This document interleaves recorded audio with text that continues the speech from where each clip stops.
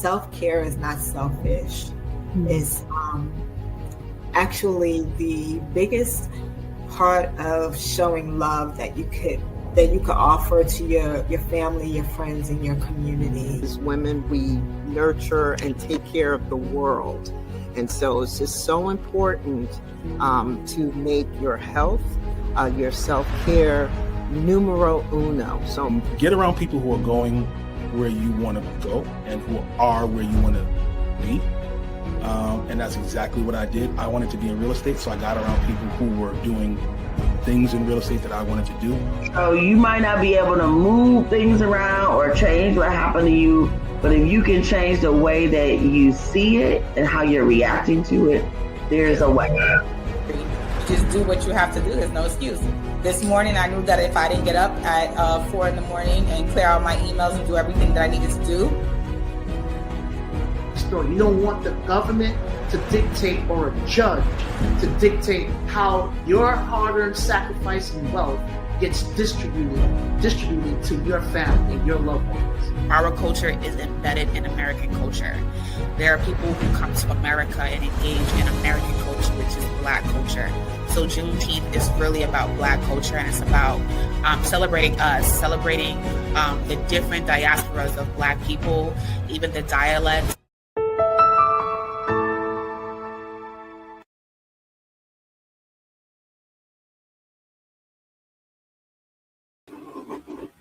Hello, hello, hello. Welcome, everyone. I am super excited for another Thursday. And it unfortunately is the last Thursday of the month of February. I'm been loving this whole Black history, celebrating 100 years of celebration of Black history. And you know what? I'm going to keep it going. I'm going to keep it going throughout the year because I don't care what people say about us. We are going to continue to change the narrative and to create the narrative that we want people to experience with us. Some of y'all don't know me. My name is Athenia Rodney. I'm the CEO and founder of Juneteenth NYC. And I am, again, going to be your host on today. We have an amazing host. This month, we have been talking with a series of individuals who have authored books. Black authors, and we are happy to be able to showcase some amazing individuals. And the person that we're going to be introducing today is no one short of amazing as well. And I just found out that she is one of my Beta Tree sisters. So that is also very exciting. So I know we got a lot of our sisters on the line. So definitely drop a heart, say a hello in the chat so that we know that you are here and with us. We are going into March, which is Women's History Month, but it is also Small Business Awareness Month. And so for the month of March, we are going to be talking about a number of things about visibility. Like that's the thing right now for all of our businesses. We want to be visible. How can we be seen? But it's not just about visibility, because you can have a lot of people seeing you and you have no one actually engaging with you the way you want them to.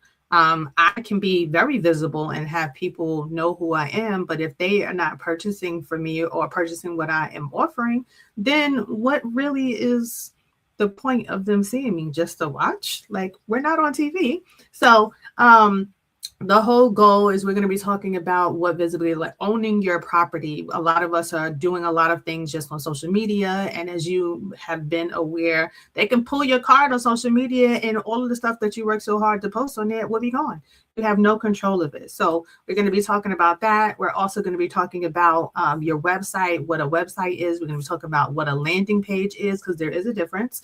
And then we're also going to be talking about funnels and creating your funnel so that you can have less work on you and more work on the systems that are created around you. So I see a lot of people joining us and jumping in. I see Taisha. Hey, she says, hey.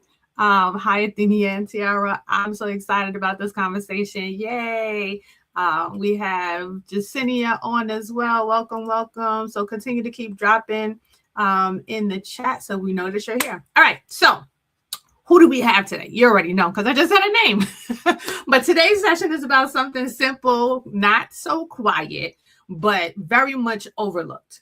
yet deeply powerful. And that is writing as healing. Like, that is so important that we do more of it. Like, I kick myself all the time. I got all these pieces of paper on my test, I got all these journals, and yet I don't always do the writing until something forces me or prompts me to have to do it. So I'm really excited about this conversation. Many people think journaling is just putting thoughts on the paper, and it absolutely is not. It's also about the part of processing what you're writing down. But for some, it becomes survival. And for the person that we're about to bring on, she talks about how it has also been clarity for her and for many that she's worked with, and how it becomes a pathway back to yourself. So our guest today is Tiara Berry, also known as Sweets Writes, understands this firsthand. Like, she is the one, and I'm definitely looking forward to that. So after a life-changing event that impacted her family, she began a journey of renewal that led her to rediscover her voice through writing. With more than 20 years in early childhood education and a heart for service, Tara's transformed personal pain into purpose, becoming a writer, a self-published author, a songwriter. Okay, I missed that the first time I read this. And an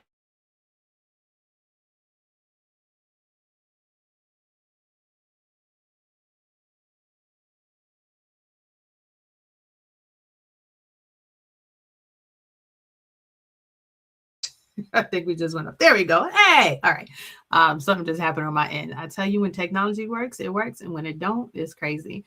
But she founded Tara's Voyage LLC, where she now leads self-healing journaling workshops and teaches others how writing can help process emotions, release trauma, and reclaim identity. She is also an advocate for epilepsy awareness through Seize the Cure for Epilepsy, and continues to build partnerships that strengthen communities one organization at a time. So let's welcome to the stage my sister and friend, Miss Tiara Berry. How you doing, girl? Hi, good afternoon. Good afternoon. Good I'm so afternoon. Good excited to be here afternoon. with you today. Yay! I'm excited to have you as well and just talk about all of the great things that you have going on. So first of all, I'm gonna go back to this songwriter part. Um, so yeah, so what songs have you written and what have you been doing with them? And then you can tell me about who you are and stuff. But I'm so So I've unconventional. I told you that before. But yeah. so I've written 4 songs. Scripted Soul is the album. You can find it Ooh. on YouTube, Apple, Spotify, wherever you like it.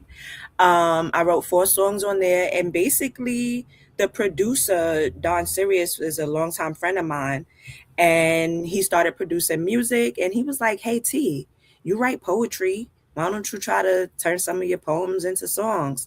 And I was like, "I don't think they read well for a song." And he was just like, "Send me a few of them." I sent him a few of them, and he made some magic. And so Mm. I am officially a songwriter. Oh, we're gonna have to look that up. James, see if you can find that. We may need to try to see if we could drop that before we leave today. That would be a great treat, I'm sure, for a lot of the people. You got a couple of people giving you shout outs. You got Shanique, you got Just Key, welcome, welcome. Hey, You got Eka. Yeah, it's EKA. Catalina. Yep, okay, there you go. Oh, wow. Hey. I'm like, I don't Hi, know where to guys. end and where it starts, but okay. Um, so Tara, tell us a little bit about the why. So you talked about a life-changing event that kind of impacted your family and that got you more into the space of writing. Can you share a little bit about what that has been for you? Yes. So basically in 2020, my son, Eamon, all of a sudden had a seizure 2 days before Thanksgiving. He had his first seizure, and I didn't know what was really happening. And then I had to go back into my past. About 6 months prior to him having a seizure, I met Tara Gibson from Seize the Cure. I was running an after school program, and she wanted to talk about epilepsy. And so, in her telling me about epilepsy, I was like, great, let's have you come in. You could do a workshop. But then my son gets sick, and I realized, oh my gosh, this is what this woman was just talking to me about. And so with taking the information that I had just gathered from her, I knew what steps to take with my son. So I Mm, immediately went into saving him mode, and I got him a neurologist, and he got the care that he needed. It was a rough first year, because they didn't know what was causing the seizures. So he had to have a lot of testing, and mm, he gained a lot of weight. His body started to change, his mind wow, started to change. wow. And then I had to get a couple of second opinions. And then he had gotten really sick. And on March 24th, we went in for a doctor's appointment. And that particular doctor said, we're not, he's not going home. We're keeping him. And I was just like, well, What? what did you guys find? And so they wanted to check him for a condition, Rasmussen's encephalitis. Mm, And so we found out that he had Rasmussen's encephalitis, which is a neurological disease that is very rare. And in that, he had to have a brain surgery, because with mm, Rasmussen's, the epilepsy medications that are available, they don't stop the seizures. And so he had to mm, have a hemispherectomy, where they separated mm, the front left part of his brain from the rest of his brain. And so mm, in that, my child was now similar to a stroke patient, and we had to do some recovery. In that wow, that's recovery, I lost my job, I lost some friends, and lost. I was also granted the opportunity to shed some of my past. Mm, And so, although it came as a storm to my family, um, it turned out to be something that it was a blessing in disguise. yeah. Yeah. So I first want to say I can commend you, and I've always feel like the powers that be always. I wrote down alignment as soon as you said that you were at the school and you had gotten information just a couple of months beforehand, and then this situation happens with your son, and it's like you were prepared. Like God was positioning you so that you could be prepared to have the Yes. tools that you needed. And a lot of times I feel like we are in spaces where, God has given us the tools that we need, but we're not paying attention to it. It's like it keeps showing up and it keeps being in your spirit, or so a certain, wording or just information, books. Like you meet certain people and you're like, oh, okay, I don't know why I'm being told this information. And then literally you need it. So I I mean, but commend you life for that. is like that. And people Absolutely. really don't realize, people are always like, oh, that's such a good coincidence. Oh, look at Mhm. that good luck. No, No, like the nothing path is has already coincidence. been written for you. Absolutely. The blessings have already been laid out. It's just all in the choices that we make, and in the choice of what you actually see. Like we make Mhm. a choice in who we see in ourselves. And Absolutely. so making the choice to see better, you're going to see all of the opportunities that were there. But Yeah, if you smother yourself and you're so hard on yourself, you blind yourself from seeing all of the goodness that's there. So absolutely. Like they whoever's say, you listening, block your know that, oh, blessings. the goodness and the source is right there. Yeah, You just like have to pay they attention and be conscious of the choices you're absolutely. making and be intentional.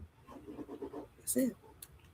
That word right there is such a key thing, and that's actually been one of my words for this year too, is intentionality. Like how what is it that you are being intentional about that will help to get you where you need to go to move forward.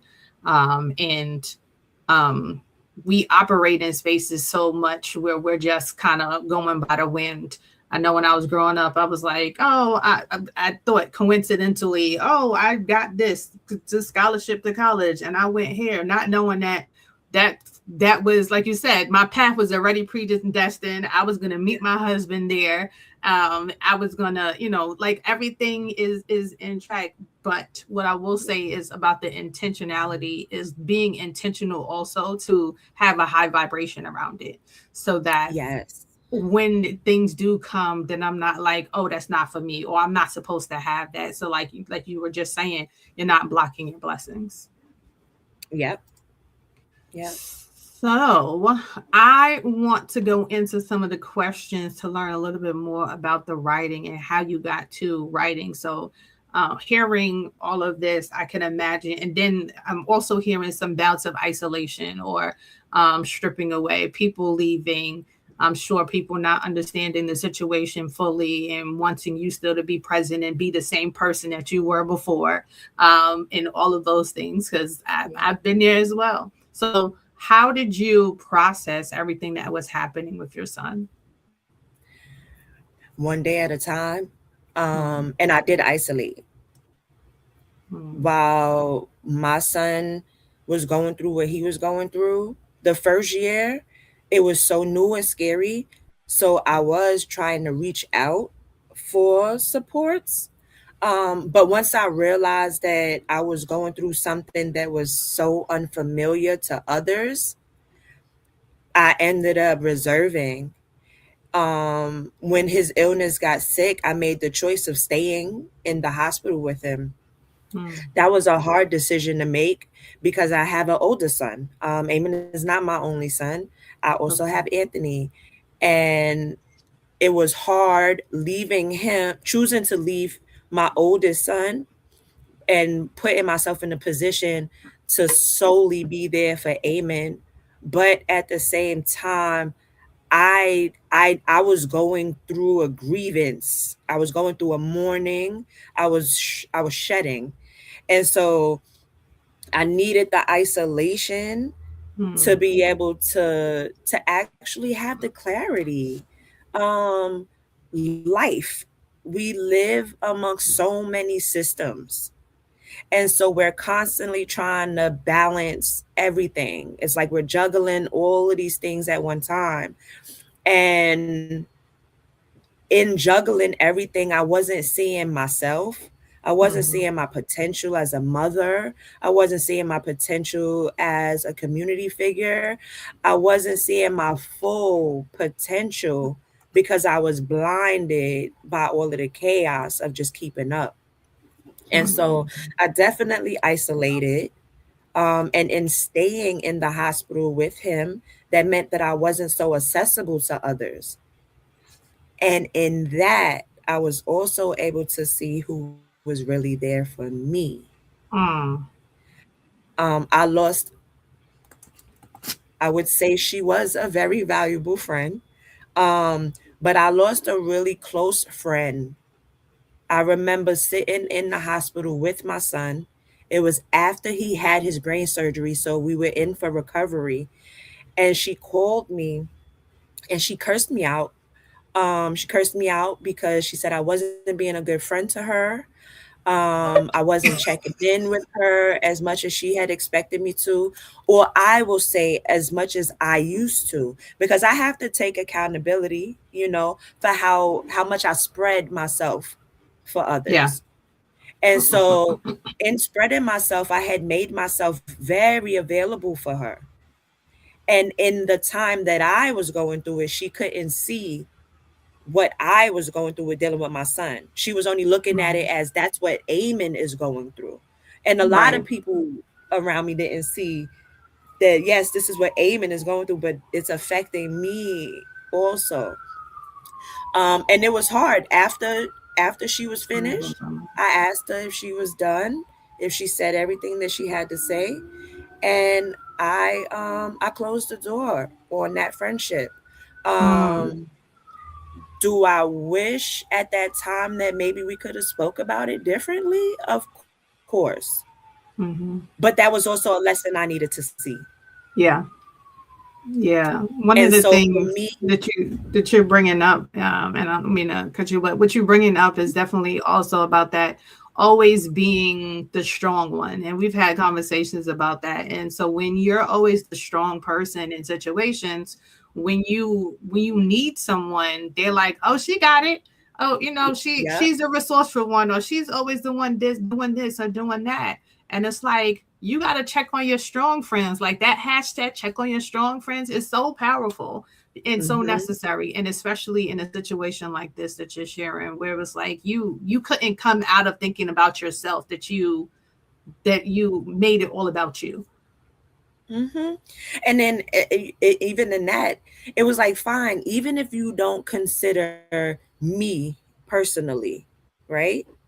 My son is going through something that is major. So even if I didn't have the time to separate and tend to myself, I was tending to my son, Yeah, who absolutely. is now, like I said, Eamon was a well, healthy, yes, he has some behavior concerns, which we found out was connected to the condition in the first place. But overall, I was tending to my son. So how would you want to pull me from that? So, you talked a lot about a number of things, especially where you used healing. Well, you were going through a process, and that was stripping away kind of isolation, whether it was because by choice or by circumstance that you you were isolating. What would you say was the thing that helped you keep it together? My faith and my writing. Um, Through my writing, I was able to find clarity. Not only was I able to find clarity, but I was able to find what I was grieving and had an outlet to actually put that out there. Because what people don't realize is that journal, that book, that notepad is your biggest support because it holds you. It will not tell you that you're being selfish. It will not tell you that you spelled the word wrong. It will not tell you anything. You literally pour out what you have so that you could sift through your own stuff. And it Yeah. gives you the opportunity. You can see patterns, you can see growth, Mm, you can see pain. You can see little spots of joy because a lot of people act like life is so hard and there's nothing for them to be grateful about. I was in the shower this morning and I said to myself, I wonder if people who get their coffee right every day realize that that's a blessing. mm. You know, that's Interesting. something simple, right? You Yeah. get up and you're going to work or you're going about your day and you go to this particular place and they make your coffee perfect every day. But as soon as you get to work, your boss is down your neck about something. You know, that coffee was a blessing. That was a lesson. Yeah. To have So someone people serve really you. don't realize that it's little things. It's the little things. We get so caught up in all of the big pain. Look at those little things that bring you joy. Absolutely. So now talking about, like you were talking about, just different types of emotions. Can you share why journaling is often easier for emotional processing? For the reasons I just said. One, you don't have anybody to criticize you. You Mm, don't have anybody to point out your shame. You know, when you talk to a therapist or when you talk to a friend, a lot of times those people know you and they already have a perception of you. mm, And so, even in them giving you any kind of feedback or any suggestions for you to improve or do better, it's based on one, their knowledge of what they know, and then their knowledge of what they know of you. mm. Yeah. And so, in that writing, you are free. And when you go back, and let's say you're an emotional writer, so you get your journal and you're just writing off everything and you're just, just releasing it. When you have a clear head and you go back and you read those notes, you'll see yourself differently. Mm, You'll be able to see what triggered you. You'll be mm. able to see how you dealt with that situation and how you could deal with it a little better without Yes. anybody even telling you. Yeah. It gives you autonomy over who you truly are.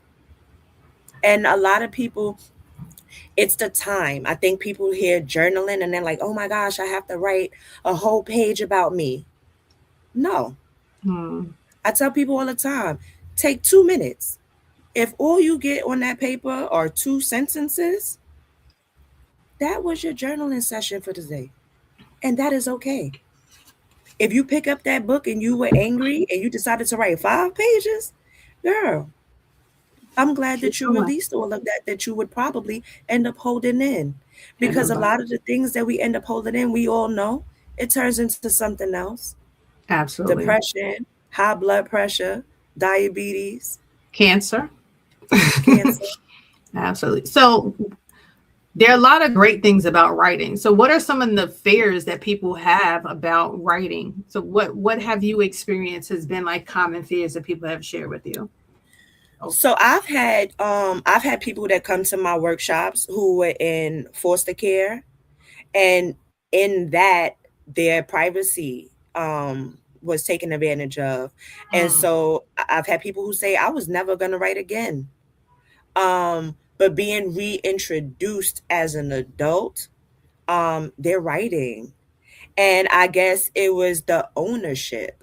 Um the taking ownership of yourself, your privacy, who you are. Um a lot of people are afraid of what's going to come out. But once again, why do you care? It's mm, not going to judge you. At the end of the day, it's for you to put it out there. And now you have to take some accountability. Everything in life is about the choices that we make. right. And so either you could put all of this stuff into this book and you can leave it and let it go, which is also healthy because you're still releasing, or you could take it to the next step and you can actually learn yourself better and Mm, actually add prompts, do it more intentional. mm, Let's say I like you want to, like, you started off today, um, you helped me out because I said that I was praying for visibility. And you said, well, what's the visibility without the engagement? mm-hmm. And so I was like, okay, that's going to change my journaling now moving forward. Because in Mm, my journaling, I have just been focusing on being seen. I want right. people to see where I'm at. But now I'm going to be able to take those thoughts to the next level. What kind of engagement do I want? Who are Absolutely. the people that I want to be in front of? How do I want those people to respond to me?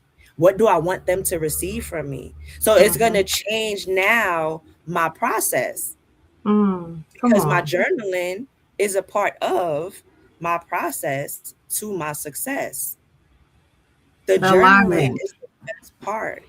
Yeah, alignment. So I do have a question because as you were talking, something came up for me. So a couple of things, right? So I Mhm. encourage my daughter, especially, we do traveling, and instead of her being on her phone, I'm like, this is a time for you to write. Like write about what you're because we're usually traveling because of cheerleading. So I'm like, this is a time for you to write about like what's the worst thing that can happen on the trip. She's a flyer, so she's the one that's at the top. So what are the worst things that you have in your mind that could happen for you? But as you were talking about like the foster care and stuff like that, and people having the fear of writing because of someone figure like seeing their work or seeing what they wrote, I immediately went to my own fears being a young person, being a young child, and the fear of I was the oldest and the only girl in a house with a bunch of boys. And I was afraid that, oh, my brothers would see my book and they would go and take it and, and do all of these things. But also, so two parts. What are your Uh-huh. thoughts about that as far as kids journaling? And two, as a parent, right? Do you read your child's journal? And I'm interested to hear others as well. So if you have children, I wanna hear from you. Are you a person who reads your child's journal if your child journals, or do you feel like that's their space, that's their privacy? Let them be how it is. So go ahead. So I'm happy that this question came up because I actually was speaking to someone who attends my workshops, and a lot of times I don't really know what they get from the offering, and Mm, so the parent said that she incorporated the journaling in her household.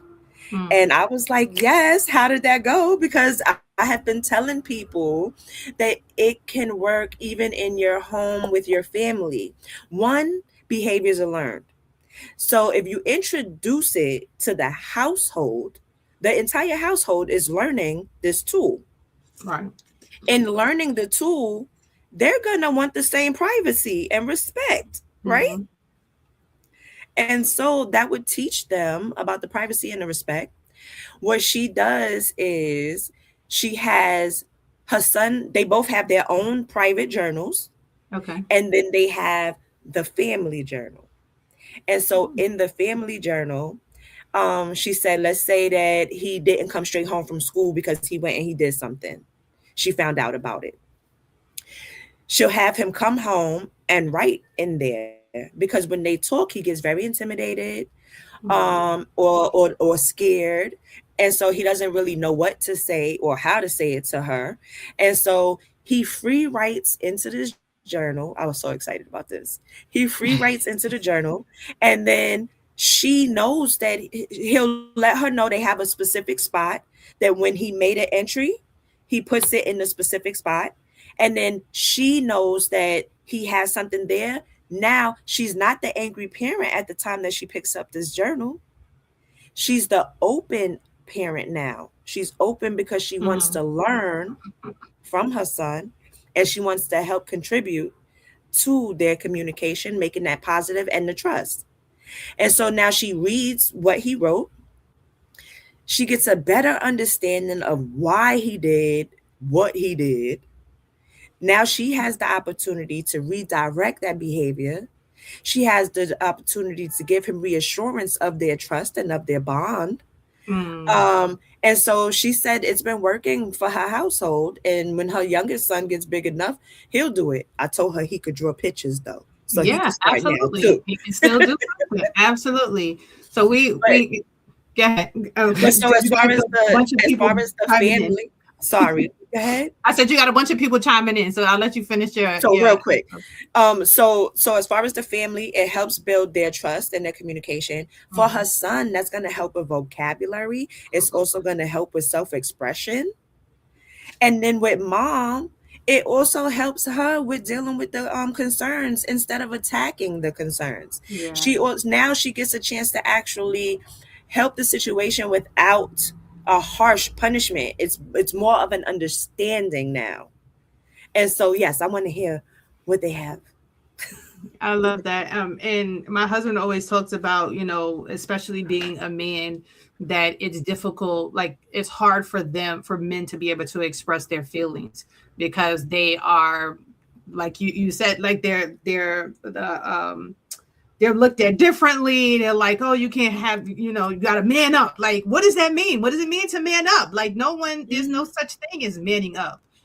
We are all human beings, and we have the opportunity. We were given emotions to be able to emote, and by telling Yes. somebody to man up means that you're not allowing them the opportunity to emote. I keep telling people there is an alarm system. I think it's the lymphatic system. Either way, Mhm. there is an alarm system in our bodies. Absolutely. That alarm system will tell you when you're nervous, when you're scared, in danger. It is not to be ignored. It's No, not just for women. It's in the man too, because it's his alarm system too. So he has to absolutely. tend to it as such.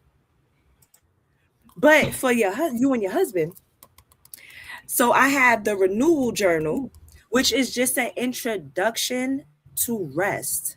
There's two Mm, versions. It's the male version and it's the female version. The okay. content is the same because you both need the same information. But in doing it this way, you both can swap your books. You can write about whatever the journal prompt is. For instance, just an example, This one page is self-care. Why is self-care important? The journal prompt is, what new self-care practices would you like to try? Y'all swipe that. Babe, we are doing something new this weekend. I read your journal. Yeah, I like that. I like that as a whole idea.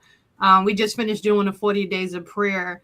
And it was forced time to focus us on talking with each other based on a Bible verse or a scripture or something like that. So I can definitely see this taking it to the next level. So I'll definitely share that with him. He's probably listening now. So, babe, I'm just saying this is going to be the new thing. So, and it's faith-based. Oh, come on. I love it. Okay, so let's go back. We went into let's go back to the kids because we had a whole bunch of people saying stuff about the kids. All right, so we had facts. Writing has helped me 100%. You're an amazing advisor, and I thank you so much. Even though I stop sometimes, I go back to my writing, and it really helps me so much. Awesome. Then we have Taisha. Journaling gives you autonomy about who you truly are, and we have some hearts. This is a summary. We got hearts. Someone was concurring, like your brothers will read it. They did read it. My brothers did read it. That's why I'm so traumatized now. Like, oh my gosh, what I write is who gonna read it? And now I'm at the point where I'm like, well, if you read it, you were meant to read it and to learn something from it. So, I mean that, but boys also weren't encouraged to do this. Mm-hmm. Yeah, and so if we encourage them and we make it something that's common, it's not just for girls. Wellness and taking care of yourself is for humankind. So I like that. Get that journal, give it to your husband, give it to your son.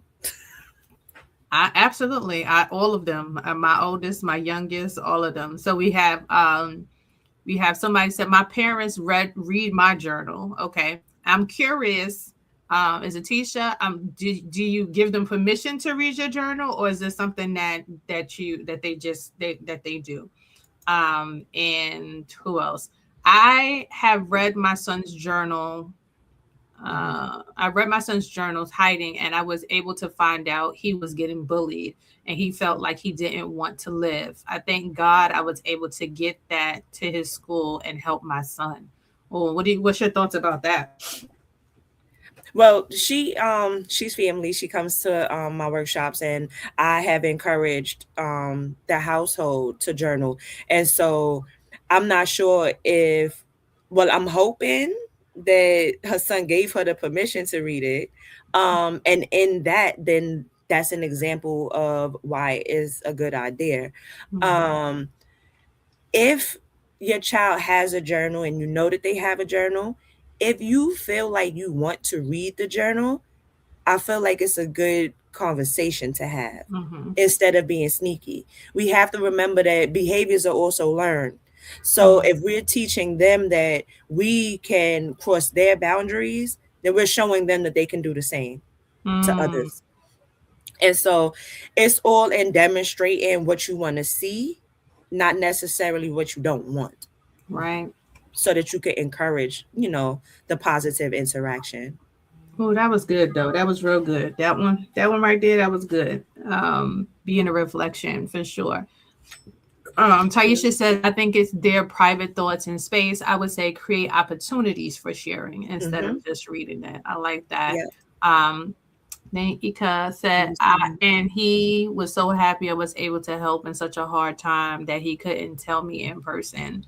Yeah, I definitely feel like there's so many things that go with that. But like you said, when you create a culture in your household that it is a part of it becomes commonplace, so that it's a expectation. And then guess what? When they leave your home, then they get to create that same commonplace in their households. And not only that, but people don't realize that the adults that our children become stem from how we raise them. Absolutely. And so if we teach them this kind of communication and this kind of self-expression in a safe space, as adults, they will show up more confident in the world. Absolutely. So it's not just about helping my child communicate today. You are pouring into your child and creating a human being that will effectively know how to communicate his feelings or their feelings, or how, how life is. They'll be able to communicate it, Absolutely. articulate it. Take it a step further. Absolutely. And we're gonna actually talk about that in a minute. Want to get through these. Now he feels more connected and open with me and was able to change from that school. Yeah, and also I'm sure it created another level of communication between the two of you as well. We're Yeah. raised to be strong. Yes. And even Unfortunately, but and not. even in that, with the men, we weren't allowed to cry unless we were injured. Mm-hmm. And that's a fact, which is why I'm working right now on two projects. I'm working on a male book about the challenges that they go through, just in life, period, bias. And basically, I did a survey, and I have been getting overwhelming responses, from men, and what they actually deal with in their daily lives. And I'm in a space where I'm a little uncomfortable because my rhetoric is different than the systems. Mm, And so for me, telling a man to suck it up, man it up, you can't cry, get over it, those things, are way more harmful than being emotional. And so I feel like it's very important for us to teach the young men, not only the young men, but teach the young ladies as well, that men are not objects. They're humans just like we mm, are. So the same tending yeah. that we make sure that we do to ourselves. How many women go to girls' nights? How many guys go to the guys' night? When a woman is going through something, we could easily say, let's hit up our girlfriends and we could go for drinks and we could all talk about it. Absolutely. Men need to be able to create those kind of environments too, Yeah. you But know? it's a challenge because for my husband, I'll encourage him, or we'll do couples nights so that he can be with the men while I'm with the ladies. But it's Uh-huh. there's something about the going, like intentionally going out for that purpose. Like I mean, it it's can be under the uncomfortable because people guise, don't do that. Like, right? it's It's uncomfortable because people don't do that. And we have to get used to being uncomfortable. When yeah, you want change, when you want something better, you are going to have to deal with the discomfort. yeah, That butterfly, that caterpillar did not want to go through that in that cocoon, but it absolutely. did. It And had no in that, choice. it was isolated, it was uncomfortable. And what happened? It came Transformed. out its best self. And so we have to keep in mind, one, we need to change the rhetoric in our households. We have to change the story. Like, men are apart. Like, we're equal. He needs the rest too. Like, yes, he is here to protect and provide, but in order for him to effectively protect and provide, he has to take care of himself. So If he absolutely, does not take care of himself, how long will he actually last for you? absolutely. We That would like for our husbands to grow old with us. I want to be 110.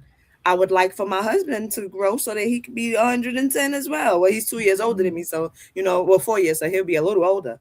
But but I want him to grow with me. So that means yeah, that rest yeah, is important. It's important yeah, for me to see him rest. It's absolutely. important for me to see. It's important for me to see him cry, Yeah, because I also know holding in things can turn into things. right. So it's important for those things are important. So we have to change it, but in order to change it, we have to put it into practice. Mm-hmm. Putting it into practice is going to be a little challenging. His homeboys might not even want it, you True. know? And 9 times out of 10, well, I think that they do, but it's like you have to be strong enough. The male has to be strong enough to let them know that it's okay. Like It's this, okay. right? It's Yes. okay. So being okay in your space to be able to do that. And whoo, okay. I don't want to go Yes. deep into this one, but yeah, this is because the next one that I want to go to, and I want to read. I just want to make sure that we got everyone who had shared exactly what my son's father tells him. He needs to be always strong, but then he gets kind of scared with his dad about his feelings and gets quiet. So he comes to me to get the love. Yep, that's all. Right. And but he should feel comfortable going to dad, because that, like, we need both parents, right? We need, Mhm. or not necessarily parents, but everybody needs the male A male and a and the female female voice in figure, their life. because we Mhm. both have something different that could balance out. What I'm noticing, for instance, in my relationship, my boyfriend is a really strong, he could come off to be harsh, and I have been so soft, and my family is basically a bunch of women. And so in the beginning of our relationship, I was finding it hard communicating. I'm like, I don't know who he talking to. Like, I'm in charge, so I don't know who he talking to. And but I had to take a step back for a minute, and I had to realize the environment that I come from. Yeah. And I realized that it wasn't that he was being mean or harsh. He was being a man, a Mm. present male. Mm. And I haven't had that. Yeah. At 44, I was ready to run away from the relationship and say, "Nuh-uh," because he's talking to me bad. Meanwhile, he was pouring into me the whole time. Yeah.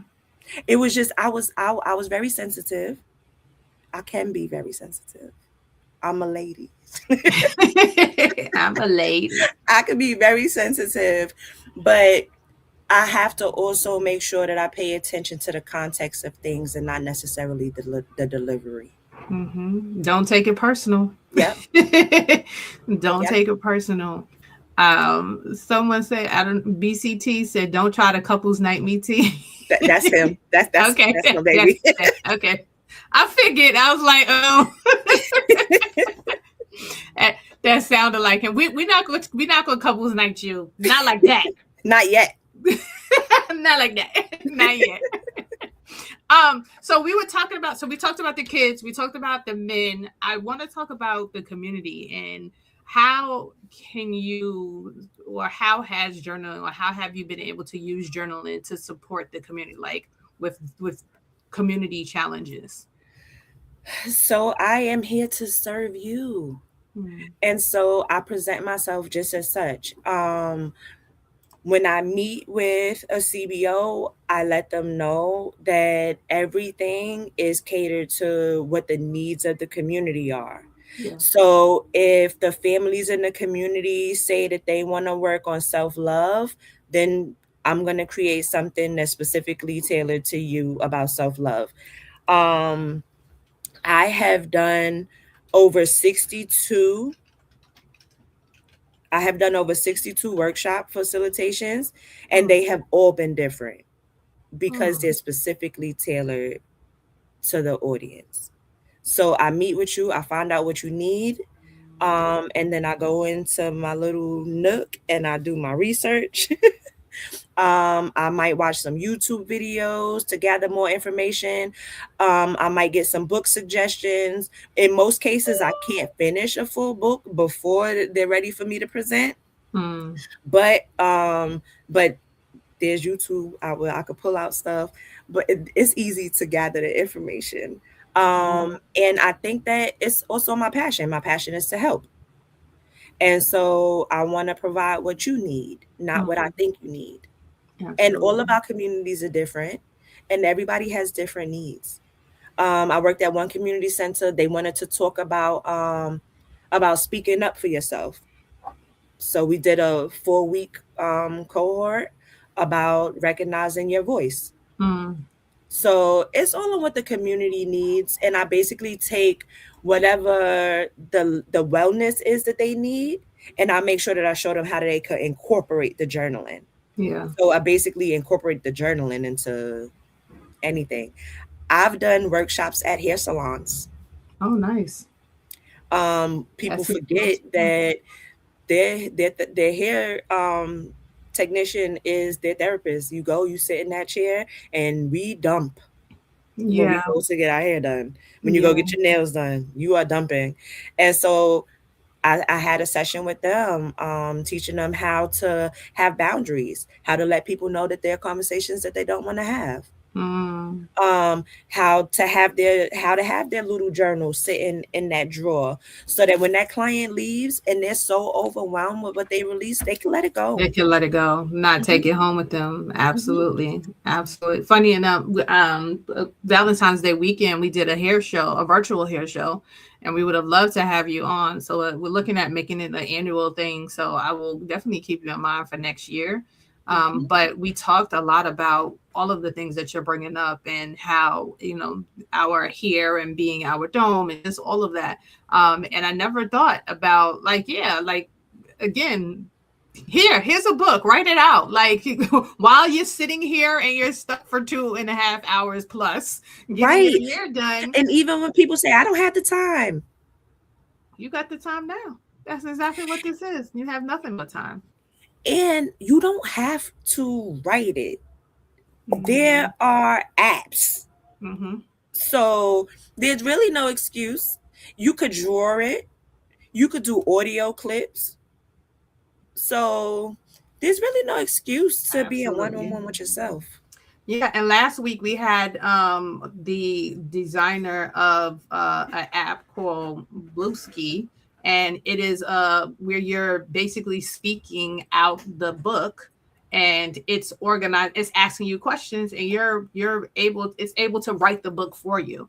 It's so interesting. I just heard about that like 2 days ago. Yeah, and he was on. So if you get a chance to go back to last week's session, and you can definitely watch it. He's been doing it and utilizing it with kids. I think it'll be great to even connect the two of you, because I see some magic. He's here in Georgia, and I know you're in New York, but he's trying to do more stuff in New York as well. He has some contracts. So I think it might be a really great connection for both of you.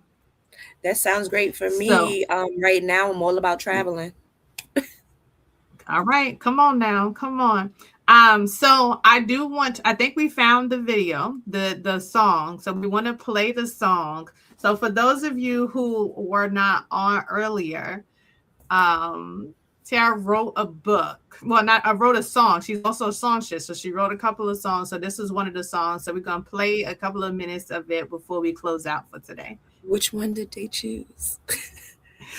He said what song? Nest in My Chest. Since it's February. Yes, that I wrote that one to my love. Oh. Which one? The kids or your husband? My husband. Okay. Awesome. Do we have it? No. Did we do it? Okay.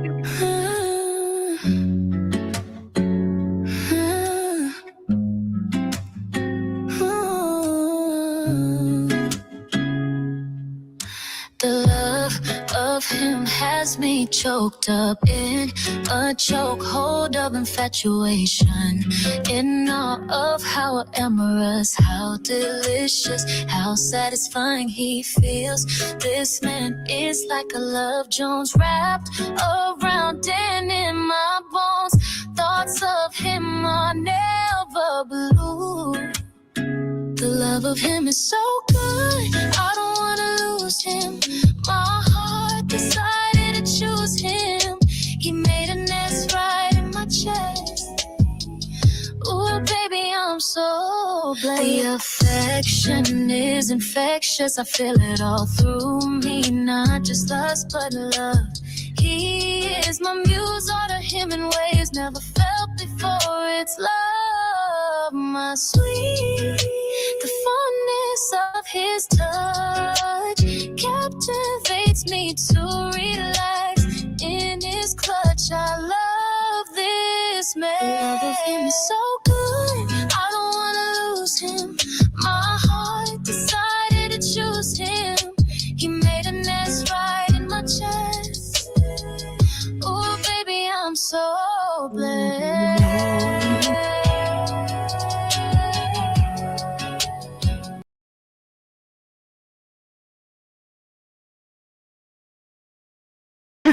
I got my team in the back saying we should have played that for Valentine's Day. That is such a nice song. I'm gonna listen to the rest. So I definitely encourage you all. Look, we're talking about wanting to be seen, right? You got books, you got songs. Like, this is definitely the space. And if people are just receiving or are being in spaces where they're getting it, but they're not actually consuming it, they're not purchasing it, supporting you, like, that's also a part of it, taking the next step with that. We are at the hour.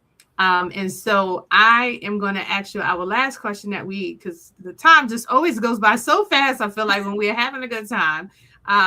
But before we head out, given all that you know and all that you have been able to embody with writing and journaling, how would you say, how does that, I'll just ask you. So what does Juneteenth mean to you? And especially, I would love for you to be able to put it in words in alignment with journaling.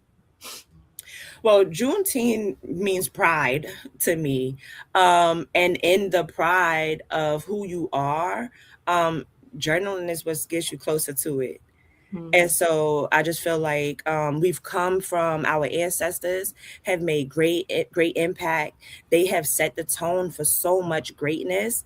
And so we could just take the moment and actually be in tune with ourselves as well, because we are our ancestors. So just embody who we are intentionally and authentically through our own words. And so I encourage you guys to get your journal today. And if you don't have one, you could go to my website and you could order one. But get you a journal and just write. Or don't get you a journal, get you a scrap of paper. Just write. I challenge you today. Who do I want to become? That's the journal prompt that I leave you guys with. Who do I want to become? Who do I want to become? I like that. Thank you so much for that. And what's this in the picture? Hold on, I'm trying to see. Oh, that's my website. Oh, okay.